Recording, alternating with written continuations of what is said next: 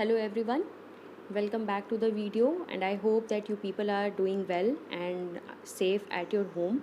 So we were continuing unit number 1 of your civics book, which is the name is on equality, and we have covered almost 90% of the section of this chapter. Now in this video we are going to cover the rest of the topic, and we will also discuss over the questions that you people have got in your previous lectures along with the question that has given in your NCERT at the end of the chapter. Okay, let's start. It has written excerpt from Article 15 of the Indian Constitution. ये भारतीय संविधान के अनुच्छेद 15 का एक अंश दिया है. उसमें क्या बातें कही गई हैं? Let's have a look on it. Prohibition of discrimination on grounds of religion, race, caste, sex और place of birth. What does it mean? क्या अर्थ है इसका? इसमें ये बातें लिखी गई, धर्म या किसी के मूल वंश, किसी की जाति, लिंग या जन्म स्थान के आधार पर, that is place of birth के बेसिस पर किसी भी तरह का विभेद, डिस्क्रिमिनेशन, इनइक्वालिटी प्रोहिबिटेड है, प्रतिषेध है. इसको पूरी तरीके से प्रोहिबिट कर दिया गया है, इस पर प्रतिबंध लगा दिया गया है. आगे कहा गया that the state shall not discriminate against any citizen on grounds of only of religion, race, caste, sex, place of birth और any of them. State means राज्य. राज्य का यहाँ पर मीनिंग गवर्नमेंट से है, सरकार से है, कि राज्य किसी नागरिक के विरुद्ध केवल धर्म, उसके वंश, जाति, लिंग that is gender, place of birth जन्म स्थान या इनमें से किसी के आधार पर कोई विभेद नहीं करेगा. Means state can not and shall not discriminate with the people on these grounds. इनके आधार पर कोई अंतर नहीं किया जा सकता लोगों के साथ. Number 2 is saying no citizen shall on grounds only of religion, race, caste, sex, place of birth or any of them be subject to any disability, liability, restriction or condition with regard to access to shops, public restaurants, hotels and places of public entertainment, or the use of wells, tanks, bathing ghats, roads and places of public resort maintained wholly or partly out of state funds or dedicated to the use of general public. इसका क्या मतलब है? Point number 2 is saying कि कोई भी नागरिक केवल धर्म, मूल वंश, जाति, लिंग या जन्म स्थान या इनमें से किसी के भी आधार पर दुकानों, सार्वजनिक भोजनालय दैट इज़ पब्लिक रेस्टोरेंट, होटलों और सार्वजनिक मनोरंजन के स्थान में प्रवेश या फिर होली और पार्टली मीन्स पूर्णतः या भागतः राजनिधि से पोषित या साधारण जनता के प्रयोग के लिए समर्पित कुओं, तालाबों, स्नान घाटों, सड़कों और सार्वजनिक समागम के उपयोग के संबंध में किसी भी निर्योग्यता, दायित्व, निर्बंधन या शर्त के अधीन नहीं होगा. Means these are public places, these are controlled either partly or wholly by the government enterprises and nobody can be denied to exercise his or her rights over such public properties. किसी को भी in public properties पर, इन सार्वजनिक स्थलों पर शामिल होने से, इनका यूज़ करने से कोई रोक नहीं सकता. This is what Article 15 of the Indian Constitution says. I hope that this point is very much clear to you all. Now, let's have a challenge of democracy. Your next topic is challenge of democracy. No country can be described as being completely democratic. Yes, किसी भी देश को हम पूरी तरीके से लोकतांत्रिक देश नहीं कह सकते. There are always communities and individuals trying to expand the idea of democracy and push for a better recognition of equality on existing as well as a new issue. हर देश में लोकतंत्र पूरी तरीके से अभी भी स्थापित नहीं हो पाया है, but at the same time there are so many people either individually or in group, are trying and are struggling to maintain, to generate and to promote equality in the society. लोग अभी भी प्रयास कर रहे हैं, या तो groups में या फिर खुद स्वतंत्र होकर प्रयास कर रहे हैं कि वो इक्वालिटी को सोसाइटी में प्रमोट कर सकें. Central to this is the struggle for the recognition of all persons as equal and for their dignity to be maintained. And what is the central thing all about their movement is, ये जो भी आंदोलन कर रहे हैं, protest कर रहे हैं, स्ट्रगल कर रहे हैं, इनका जो मेन उद्देश्य है that is to generate equality and dignity among people. अगर आप लोगों में उनकी सेल्फ रिस्पेक्ट और डिग्निटी को सेफ गार्ड करने में सफल हो रहे हैं, then we can say that we would be able to promote equality because it comes with the dignity and self respect of a person. ये किसी व्यक्ति के सम्मान, आत्मसम्मान से समानता आती है. So if we are able to promote someone's self respect and dignity, we would definitely be able to promote equality in the society also. And children, about this you are going to read many more things and issues regarding equality in this book that will affect various aspects of our daily lives in democratic India. आप equality के ऐसे और भी बहुत से aspects को अपने आने वाले चैप्टर्स में इस बुक में पढ़ने वाले हैं. And now we are going to have a look at your text book exercises, the questions which has been given in your NCERT book. So question number 1 is saying, in a democracy, why is universal adult franchise is important?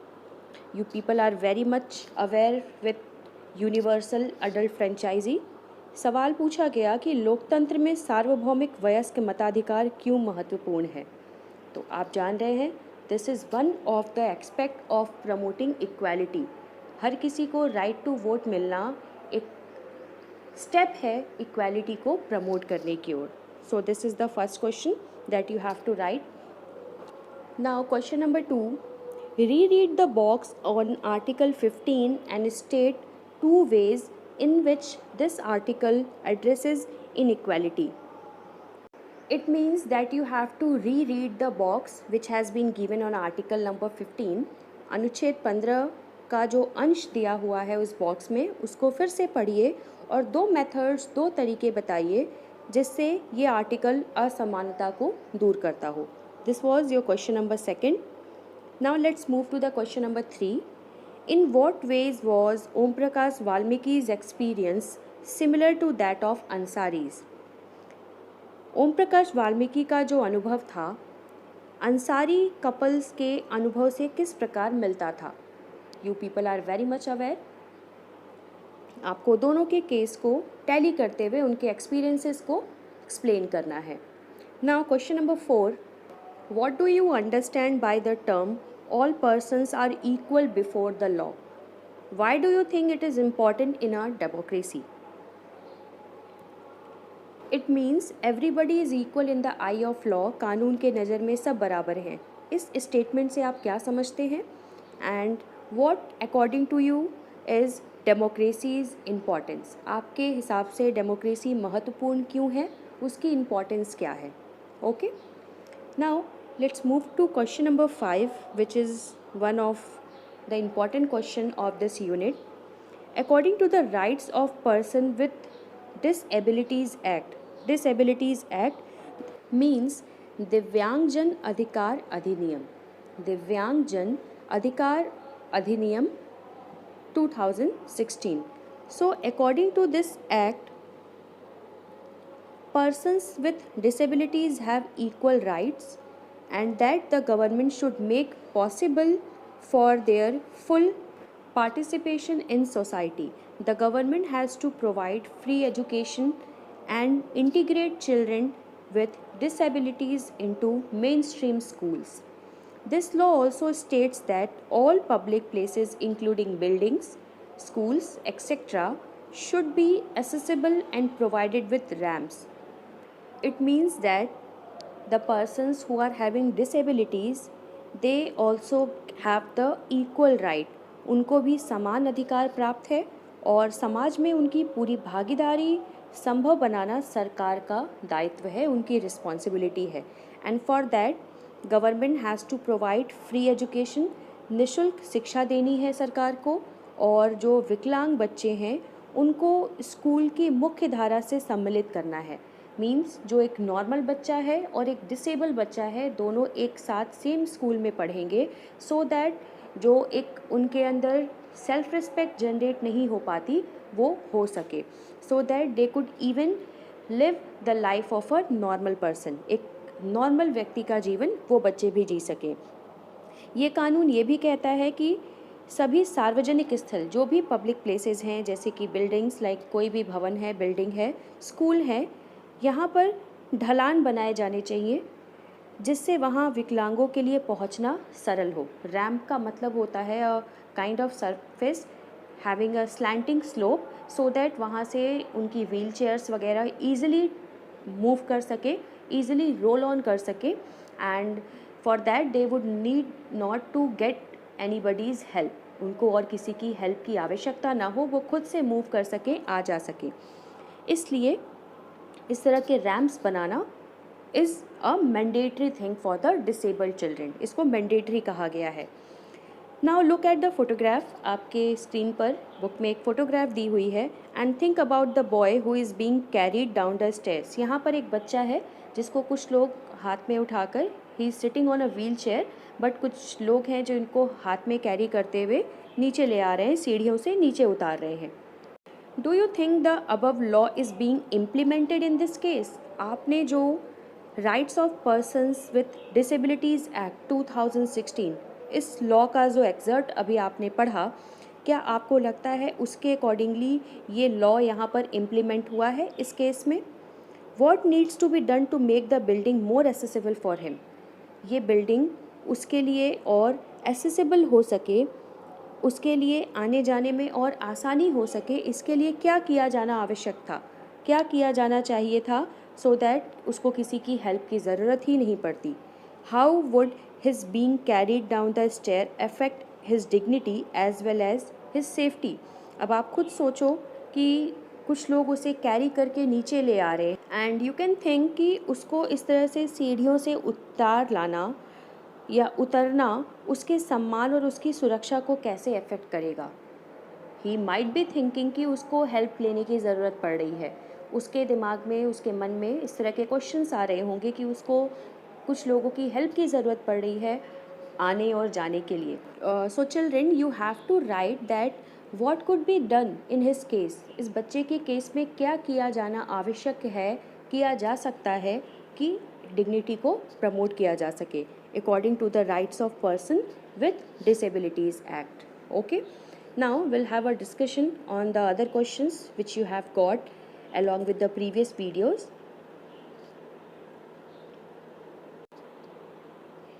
Question number 1 is, what makes Kanta realize that to get the right to vote is not the complete equality? ऐसा क्या हुआ कि कांता को realise हुआ कि right to vote मिलना अपने आप में कंप्लीट इक्वालिटी नहीं है? Number 2, why Kanta is unsure about her equal status? अपने इक्वल स्टेटस को लेके कांता अब अनसर्टेन क्यों हो गई, अनश्योर क्यों हो गई? Question number 3, why do you think Om Prakash Valmiki was being treated unequally by his teacher and his classmates? आपको क्या लगता है ओम प्रकाश वाल्मीकि के साथ अनइक्वल ट्रीटमेंट उसके टीचर्स और क्लासमेट्स ने क्यों किया? Number 4, write 4 lines about how would you feel if you were in Om Prakash वाल्मीकि's प्लेस। आप कुछ लाइन लिखिए अपने एक्सपीरियंस से कि अगर आप ओम प्रकाश वाल्मीकि की जगह होते तो आपको कैसा महसूस होता।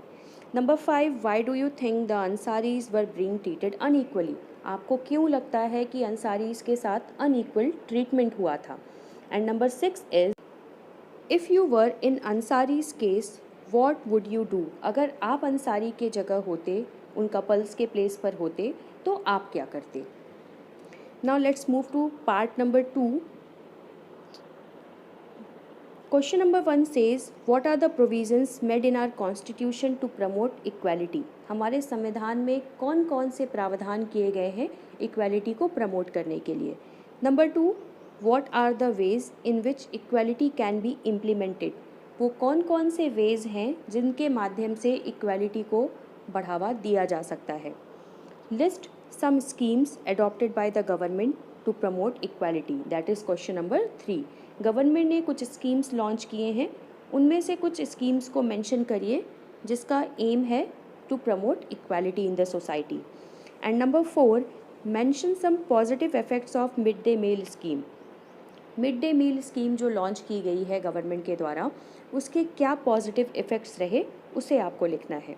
Number 5, if you were in place of Rosa Parks what would you do, अगर आप रोज़ा पार्क के स्थान पर रहे होते तो आप क्या करते। And last is number 6, can equality be promoted in one single day, क्या एक दिन में इक्वालिटी को प्रमोट किया जा सकता है। Explain in your own words, आपको अपने वर्ड्स में एक्सप्लेन करना है that you have read all these things in this chapter. Okay, thank you so much.